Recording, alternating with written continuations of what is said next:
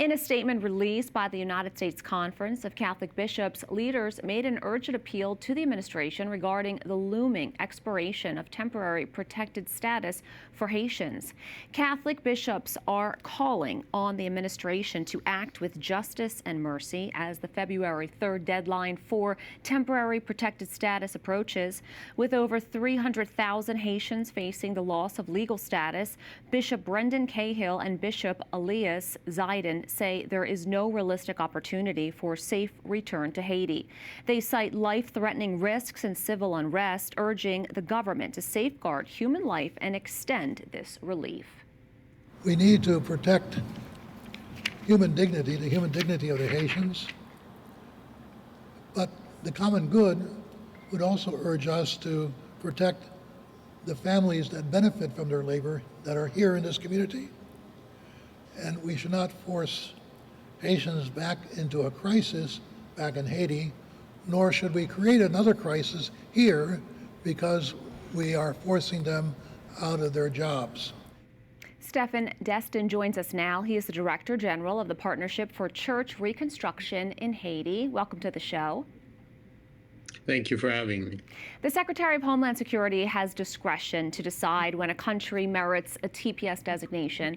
Now, one was given to Haiti in 2010. Last year, 15 years later, Secretary Kristi Noem determined that Haiti no longer meets the conditions for the designation.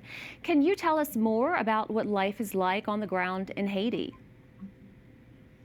Well, for the moment, life is very difficult on the ground. There's certain areas within the metropolitan area and also in the central department, which are being controlled by gangs. And many of the parishes have priests that are no longer allowed to go into those parishes. So puts in the situation, a dire situation for the ground in some particular areas, which would mean putting a lot of lives at risk if we were to face a situation where we would have some of those families that are from these neighborhoods come back in those areas. That would translate into having many of those people being homeless in a situation that's already critical in Haiti right now. Could the U.S. government make a change to this determination? I believe they can, because the Haitian community has been contributing a lot to the U.S. communities. We were talking about a lot of people that have been working in the healthcare and the agriculture and the tourism industry. Then they have been contributing a lot.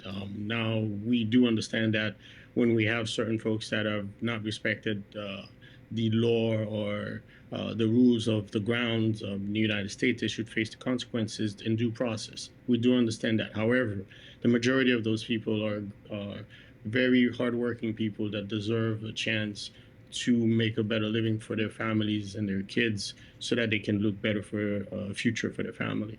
The U.S. bishops have called for justice and mercy from the administration. Tell us more about their message, and will it make a difference?